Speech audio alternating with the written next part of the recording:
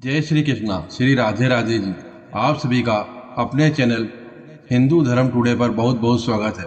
श्रावण मास में पहली एकादशी को कामिका एकादशी कहते हैं और इसे कामदा एकादशी व्रत के नाम से भी जाना जाता है। यह व्रत भगवान श्री विष्णु को अति प्रिय होता है। जो भी भक्त सच्ची श्रद्धा के साथ, नियम और निष्ठा के साथ कामिका एकादशी का व्रत धारण करते हैं, इस दिन भगवान विष्णु, माता लक्ष्मी का पूजन करते हैं, भगवान शालिग्राम एवं भगवान शिव जी की पूजन करते हैं और व्रत में नियमों का पालन करते हैं और इस कथा को सुनते हैं, तो इस व्रत का हजारों यज्ञ करने के समान पुण्य फलों की प्राप्ति होती है तथा यह कथा सुनने से बड़े पाप और ब्रह्म हत्या जैसे पापों से मुक्ति दिलाता है।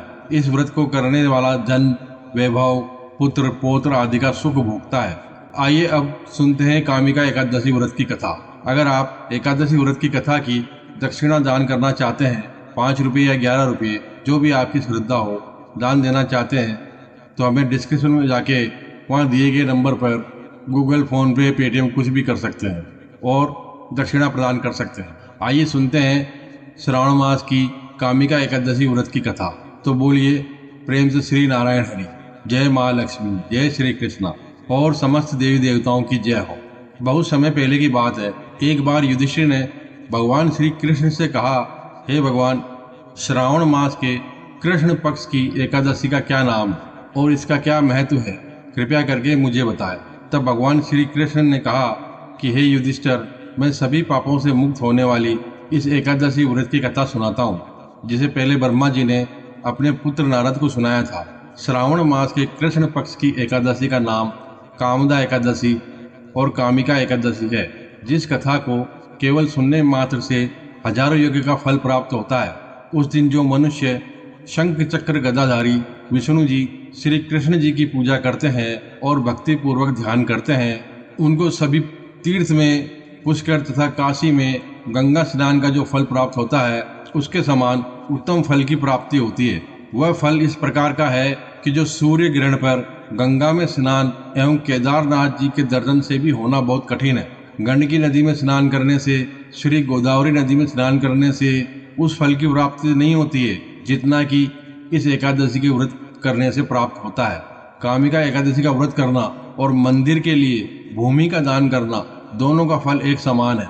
श्रावण मास में भगवान श्री कृष्ण जी की पूजन करने से गंधर्व और देवता भी प्रसन्न होते हैं। जो लोग पाप कर्मों में लिप्त एवं मोह माया रूपी संसार में फंसे हुए हैं, इस प्रकार के मनुष्यों को स्वयं का उद्धार करने के लिए कामिका एकादशी के दिन भक्ति पूर्वक व्रत करके श्री भगवान विष्णु का भक्ति पूर्वक पूजन करना चाहिए। इससे उत्तम अन्य कोई व्रत नहीं है। आध्यात्म विद्या जिनको ज्ञात है और उनको जिस प्रकार का फल प्राप्त होता है, उस फल की प्राप्ति मनुष्य को कामिका एकादशी का व्रत करने से होती है। कामिका एकादशी के व्रत का ही प्रभाव है जो योगियों ने मुक्ति प्राप्त कर ली। शुद्ध एवं सरल चरित्र से मनुष्य को इस व्रत को करना बहुत ही आवश्यक है। एक बार के स्वर्ण दान से या उससे 4 गुना चांदी के दान या रत्नों के दान से भगवान उस प्रकार संतुष्ट नहीं होते हैं। जिस मनुष्य ने तुलसी की पत्ती, तुलसी की मंजरी से भगवान की पूजा की है, तो वे अपने जन्म जन्मांतर के घोर पापों को भी नष्ट कर डालते हैं। इसलिए माता तुलसी देवी को शत शत प्रणाम है, जिनके केवल दर्शन मात्र एवं स्पर्श करने से ही समस्त पाप नष्ट होकर शरीर पवित्र हो जाता है। जो मनुष्य एकादशी के दिन भगवान को रात्रि में दीप दान करते हैं, रात्रि में दीपक जलाते हैं, उसके फल की प्राप्ति को चित्रगुप्त भी नहीं समझ सकते। उस दिन जो मनुष्य रात्रि पर्यंत भगवान की प्रतिमा के सम्मुख दीपक को जलाया करते हैं, उनके सभी पितरों को अमृत प्राप्त होता है और उनके पितरों को शांति प्राप्त होती है। शुद्ध गाय का घी एवं तिल के तेल से दीपक जलाने वालों को कामदा के प्रभाव द्वारा स्वर्ग लोक में प्राप्ति होती है। इस प्रकार के पाप नाशिनी कामिका एकादशी का व्रत हर मनुष्य को करना चाहिए, यही उचित है। इसके प्रभाव से अनेक प्रकार की हत्याएं और ब्रह्म हत्या तक के जो महापाप हैं, वह शीघ्र छूट जाते हैं और उन्हें विष्णु लोक की प्राप्ति होती है। कथा के अनुसार एक गांव में एक वीर क्षत्रिय रहता था। एक दिन किसी कारणवश उसकी एक ब्राह्मण से लड़ाई हो गई और ब्राह्मण की मृत्यु हो गई। अपने हाथों द्वारा मारे गए ब्राह्मण की अंतिम क्रिया उस क्षत्रिय ने करनी चाहिए, परंतु पंडितों ने उसे अंतिम क्रिया में शामिल होने से मना कर दिया। ब्राह्मणों ने बताया कि तुम पर ब्रह्म हत्या का दोष है, तो पहले प्रायश्चित करो, इस पाप से मुक्त हो जाओ, तब हम तुम्हारे घर का भोजन ग्रहण करेंगे। इस पर क्षत्रिय ने पूछा कि इस पाप से मुक्त होने का क्या उपाय है। तब ब्राह्मणों ने बताया कि श्रावण माह की कृष्ण पक्ष की कामिका एकादशी का व्रत तुम भक्ति भाव से करो। भगवान श्री कृष्ण का पूजन कर, ब्राह्मणों को भोजन कराकर, उन्हें दक्षिणा देकर उनका आशीर्वाद प्राप्त करने से इस पाप से मुक्ति मिलेगी। पंडितों के द्वारा बताए गए तरीकों पर व्रत करने वाले दिन ही रात्रि में ही भगवान श्री कृष्ण ने क्षत्रिय को दर्शन देकर कहा कि तुम्हें ब्रह्म हत्या के पाप से मुक्ति मिल गई है। इसलिए इस व्रत के करने से ब्रह्म हत्या आदि के सभी पाप नष्ट हो जाते हैं और इस लोक में सुख भोग कर प्राणी अंत में विष्णु लोक को जाता है। इस कामिका एकादशी व्रत की कथा को सुनने और पढ़ने से मनुष्य को हजारों यज्ञ के बराबर पुण्य फलों की प्राप्ति होती है तथा स्वर्ग लोक की प्राप्ति होती है।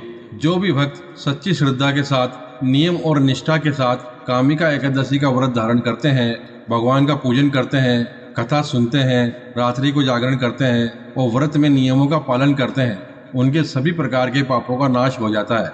और जब व्यक्ति के पापों का नाश हो जाता है तभी उसके पुण्य उदय होते हैं और जब पुण्य उदय होते हैं उसके बाद ही सांसारिक सुखों की प्राप्ति होती है। उसके बाद ही वह संसार के सारे सुख भोग पाता है। जो भी भक्तजन एकादशी का व्रत धारण करने वाले हैं उन्हें शुद्ध और सात्विक आहार ही ग्रहण करना चाहिए।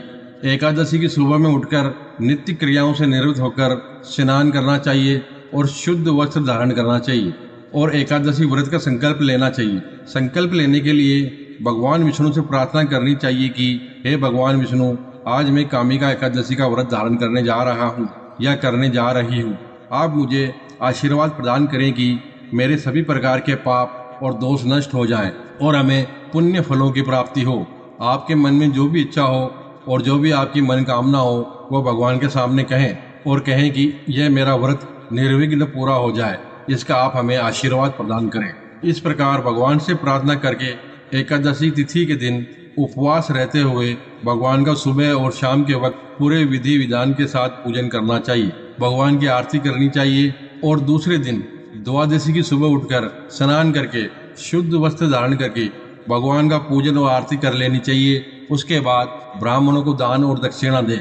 और जो भक्तजन उपवास नहीं कर पाते हैं, जिनका स्वास्थ्य ठीक नहीं है, तो वो एक समय का फलाहार करके व्रत को कर सकते हैं। व्रत के दौरान किसी के ऊपर क्रोध नहीं करना चाहिए। अपने मन में किसी के प्रति ईर्ष्या या द्वेष की भावना नहीं लानी चाहिए और ब्रह्मचर्य का पूरा पालन करना चाहिए। तामसिक वस्तुओं से दूर रहना चाहिए। नशीले पदार्थों का सेवन नहीं करना चाहिए। इस दिन भगवान विष्णु के चरणों में अपना मन लगाना चाहिए और इस दिन जहाँ तक बन सके ओम नमो भगवते वासुदेवाय मंत्र का जाप करते रहना चाहिए। इससे भगवान विष्णु अपने भक्तों पर अति प्रसन्न होते हैं और अपनी कृपा प्रदान करते हैं। जय श्री कृष्णा। श्री राधे राधे। ओम नमो भगवते वासुदेवाय नमः।